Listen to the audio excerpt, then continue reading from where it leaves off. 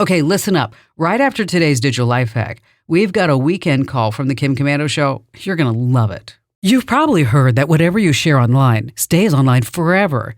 But that's not happening with websites. I'm Kim Commando for StartMail. Want a safer and cleaner email experience? Go to startmail.com/Kim for a 7-day free trial and 50% off your first year. The internet isn't as permanent as you may think. Pew Research has shown that about a quarter of all websites that existed between 2013 and 2023 are no longer accessible. This is because of something called link rot, and it happens for a few reasons. Websites get updated, moved, or deleted altogether. Sometimes domain names expire, and other times web hosting companies go out of business.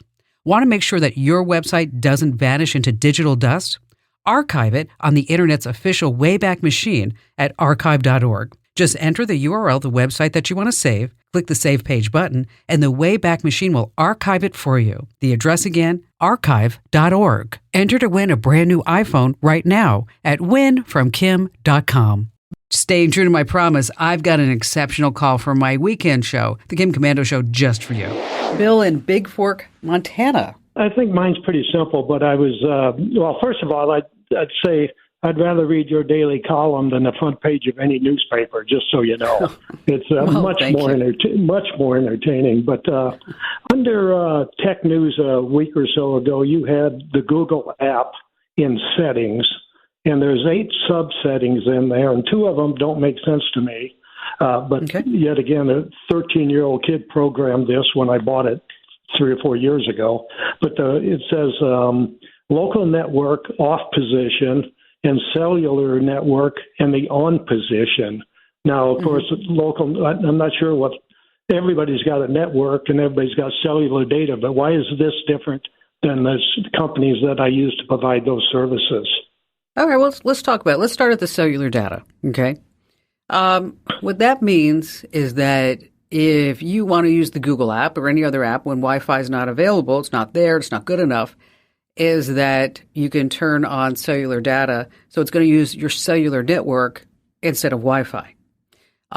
It also allows you to keep using Google to get directions and use the web when you don't have that Wi-Fi connection. And, if you're on a limited plan for the cellular data, then you might want to turn that off for certain apps so that this way you don't get hit. If you are, you may get hit with some data overage fees. And especially if you're traveling overseas, oh my gosh, make sure that you turn off cellular data because if you don't, lesson learned, Bill, I tell people all this, but I went to climb Machu Picchu and I forgot, I left it on. I came home to a $700 cell phone bill. I was like, OMG. Okay. Yeah. So good to know. We're headed to Switzerland next month, so that's good to know.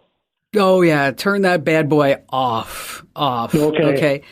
Now, with local network, that's about the app's ability, to use other things that may be on the same network. So maybe if you are going to use the app to connect to a printer or you're going to use it to connect to a streaming devices. But for most cases, the cellular data on, the local network off, is going to be really suitable for just about, anybody who's using it. I probably have the settings that way on my phone because we're not talking about local network Wi-Fi. Of course, we're going to leave Wi-Fi on. It's just for this particular app. So does that make sense?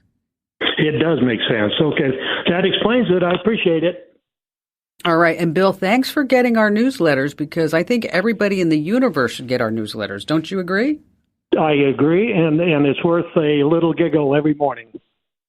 Well, those are my corny dad jokes. Can't help it. Sorry. I read every one of them. Thank you, Bill. Thanks for your call today. And if you're not getting our newsletters, just a quick plug, make sure that you sign up now over at getkim.com. Once again, that's getkim.com. Hey, big kudos to you for sticking around. Now, if your brain's buzzing with questions, let me know. Head over to commando.com and then click Email Kim. You have to trust me. I read every single message like it's a new gadget manual. Well, I actually do it better than that. I never read a manual. Do they even have manuals anymore? Anyway, elevate your tech IQ with my free daily newsletter. Head over to getkim.com.